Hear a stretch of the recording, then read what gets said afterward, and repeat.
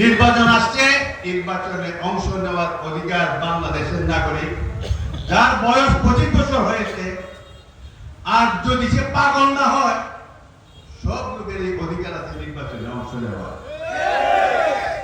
নির্বাচনে যারা অংশ নেবেন তাদেরকে আমি সম্মান জানাই, স্বাগতম জানাই। আসুন নির্বাচনের মাঠে আমরা বুট যুদ্ধ করি, জনপ্রিয়তা যাচাই করি, মানুষের ভালোবাসা যাচাই করি। কিন্তু আপনাদের কাছে একটা পরামর্শ, স্বাধীনতার ভিতরে বদ্ধতা বজায় রেখে যার যার কর্মসূচি জনগণের সামনে পেশ করুন। জনগণ আপনাদের কর্মসূচি স্ক্রুটিনি যাচাই বাছাই করবেন, তারপর সিদ্ধান্ত দিবেন। সেটার নাম হলো ভোট।